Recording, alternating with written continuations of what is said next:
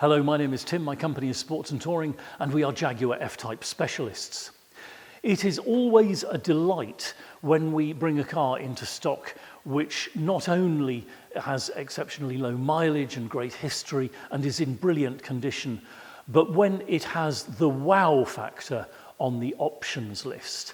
And whoever specified this car from the factory absolutely went to town on the extras. It is a sumptuous experience at the wheel and indeed in the passenger seat. It's a beautiful example in ultimate black, also known as Santorini black. It's in excellent condition. It's a low mileage car with great history, and I'm very excited indeed to show you around. Henry Ford is often misquoted as saying to his customers that they can have any colour they like as long as it's black. But why did he choose black? It's not the easiest paint colour to apply. Maybe it's because he realised that vehicles in black look imposing and impressive. The colour shows off the form and shape of the vehicle's structure and bodywork. And it's a colour which lends itself to being accessorised and accented. Look at how the headlamps and the chrome power vents there sit on this colour palette. And then we've got these beautiful, freshly refurbished, bright red, glossy brake calipers and these beautiful wheels. Cyclone wheels, 20-inch alloys, freshly refurbished again. Not the wheels we photographed the car on. They are a different pattern of wheel. Because we specialise in F-Types and because Jaguar made so many wheels for the F-Type, we can pair the car that you choose with the wheels that you prefer. And in this case, we have popped a set of Cyclones on the car for this video to show you an alternative option. Coming round to the back of the car again, we can see the beautiful chrome badging, the Jaguar Leaper there on top of the deployable spoiler, and those gorgeous twin chrome tailpipes. And coming round to the offside of the car, we can see, again, the quality of the paintwork on this vehicle is very, very fine. It's clearly been a weekend pleasure, not a daily driver. It has been diligently cared for and maintained, and it is in stunningly good condition. Stunningly good condition on the outside, and, as we will see, on the inside too. We'll supply the car, of course, with 2 remote key fobs and the owner's book pack. But there's no need to have the key in your pocket because keyless entry is one of the options on this F-Type. Tap the button there, the door unlocks, the power fold mirrors move out into position, and we can open the door and look into this beautiful cockpit. Starting perhaps with the door card, which you can see is first in sensationally good condition, and second features this glorious red leather. So the door card inserts, the seats and the centre console insert, all in red leather in this vehicle. I'll talk more about that in a moment or two. But for the moment, isn't that a great look? We can see the badge here telling us we have Meridian sound in this car as an upgrade option, and the full 14-way electric memory seats with adjustable lumbar support and side bolster support as well. Panning around, we can see the tread plate is, I dare say, in factory fresh condition. And then these gorgeous seats, performance seats, they are heated as well, and they look so utterly brilliant in this red leather finish. Occasionally, when we have cars with red leather interiors, people say to us, oh, that's going to be too much. Oh, I won't be able to cope with that. The feedback when people actually come and see these vehicles is very frequently much more along the lines of, wow, that looks really good. I didn't expect it to be so impressive. And certainly I think the appearance of the F-Type cockpit with this colour accent is a very satisfying one indeed. Okay, sitting down into the car, and as usual, I'll point out that we encounter a mix of art and technology. We've got beautiful design and also a very functional and ergonomic environment which works really well. Looking around in detail, we'll start up above us here with this enormous panoramic sunroof It is a huge acreage of glass that lets the light flood in. If it gets a little too much on a hot day, just move the blind across and shut the sunlight out. But otherwise it gives you a very immersive feeling. Some people say a little bit like driving a convertible. Then we come between the two headrests, and there's a useful little cubby hole there. I've yet to see someone actually put a pot plant in there, but I'll be delighted when I do. Then we have the armrest here. Opening that up, we can see we've got the 12-volt socket, the SD card for the navigation system, a USB socket to charge your electronics, and an auxiliary input for the infotainment system as well. Forward from there, the twin cup holders with a little receptacle to take one of those small drink cans in the middle. And to explore further, we'll fire up the supercharged V6. So finger on the start button, foot on the brake pedal, and you'll see the instrument binnacle do its little self-test flying display, and then we'll see the centre air vent rise up into its operating position as well.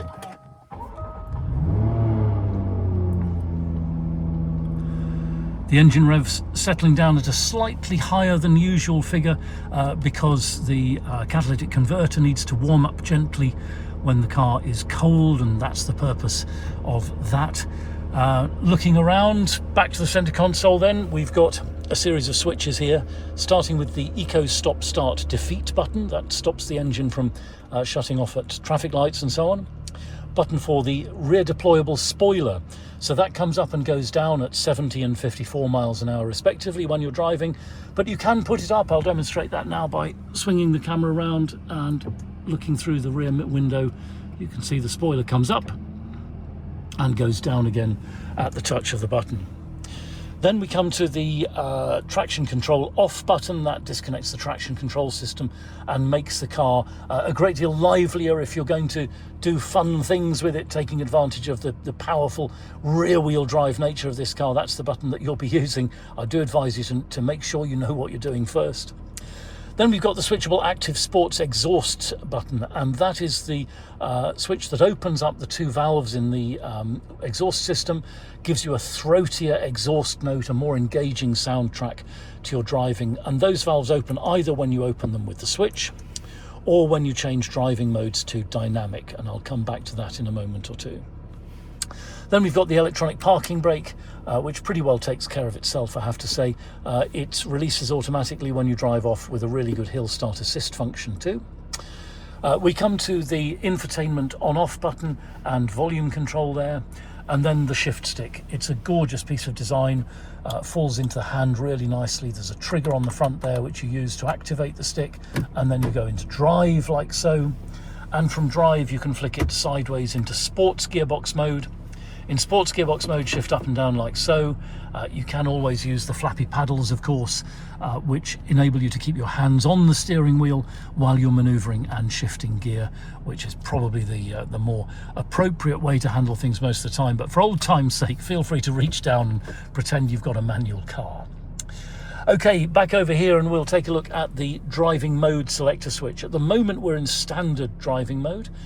We can go forward into rain, ice and snow mode. This calms the car down considerably, particularly it deadens the throttle map so that you're much less likely to have traction problems pulling away on a slippery, icy, snowy surface. And we come out of rain, ice and snow mode back into normal mode or vanilla mode, and then rearwards into dynamic driving mode, what I tend to call tutti frutti mode.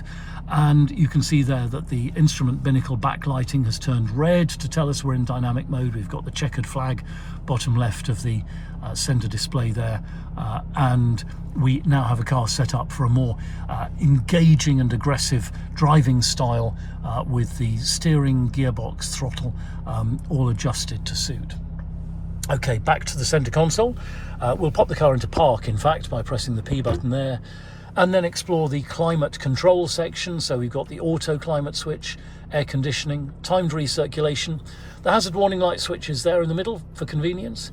And then we've got front and rear demist and the front electric heating on the windscreen. Those tiny little wires that run through the windscreen, you won't be able to see them, but they're in there and warm it up so effectively on a cold day.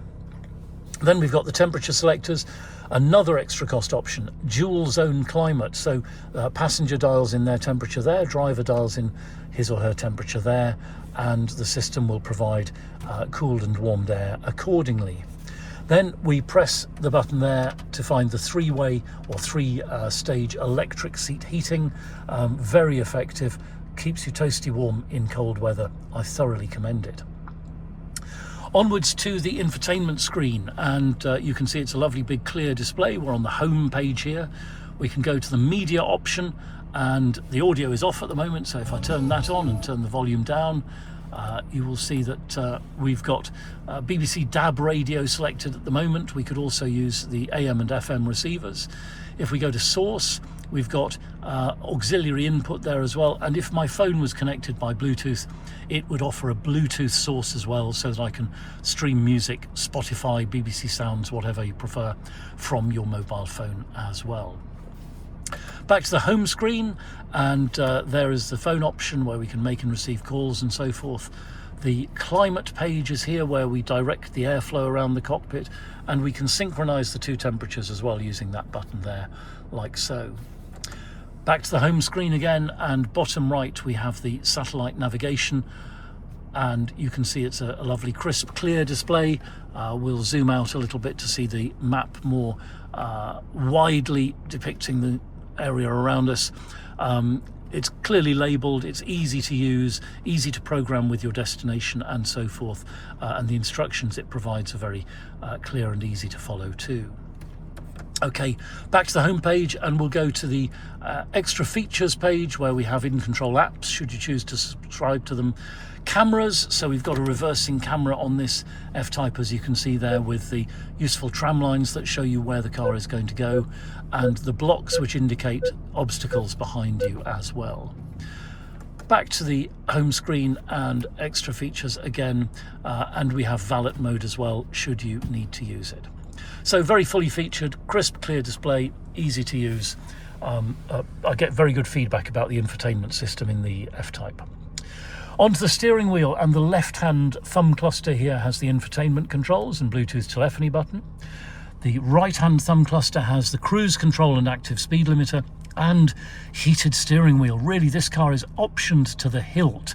Heated steering wheel is such a lovely thing in cold weather, keeps your hands toasty warm, and once you've had one, it's difficult to go back to a car that hasn't.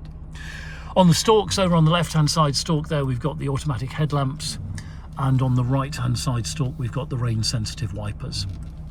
Then in front of us, that lovely instrument binnacle with the speedo and rev counter clearly depicted. We use the menu button there on the left-hand thumb cluster to select the menu options for the center display: trip computer, display settings, vehicle information, and so forth. And then finally, just by my right knee here, you can see the boot release button, rear fog light, and the dimmer for the instrument binnacle as well. So those are all the features around the cockpit. Very well thought out, very easy to use and logical, but I'd also like to point out the quality of everything in here. Very fine materials that Jaguar uses, but this car has also been so diligently maintained and cared for. The cockpit, I dare say, is unmarked and unblemished. It really does enormous credit to the people who have enjoyed ownership of this car in the past. Okay, we'll switch off and take a look in the boot. So the F-Type is capable of being a daily driver as much as it is of being a holiday enjoyment. And part of the reason for that is the capacious boot. For a two-seat sports car, this is really something. Over 300 litres of space. Yes, it's a slightly unusual shape, so you need to pack soft-sided bags, or if you're going touring, I recommend you could purchase a set of bespoke luggage to fit the space available in here, and also to look really good as you walk up the steps to your hotel. And the boot extends behind the wheel arches at the back there, so you can get your golf clubs in or other long items. We've got a cubby hole here as well under the boot floor. Very handy if you're going on a European road trip. Put all of your safety bits and pieces in there perhaps. And again, you can see that this boot is in very clean order, no blemishes, no marks, no stains, nothing like that. and no odours either. Again, it has been carefully looked after and kept clean. And we come round to the passenger side of the car now. We've got two-stage unlocking enabled on this car at the moment. So I've got the key in my pocket. I can tap that door handle switch and open the passenger side. And again, you see a door card which I would just describe as perfect. There is absolutely nothing about it to remark upon. We pan around to the beautiful tread plate there, again, utterly unblemished. And the dashboard, centre console, and this gorgeous performance seat, all in exemplary condition. Our next stop is there, under the bonnet. And so here we are, the cover there on top of the supercharger, on top of the 3-litre V6 engine based on the 5-litre power plant, of course, and delivering 340 PS, 335 horsepower, which through the 8-speed ZF gearbox, and it, by the way, is one of the very best gearboxes, I dare say, in automotive engineering, it takes this car from 0 to 60 in just 5.1 seconds and onto a top speed which is artificially limited at 161 miles per hour.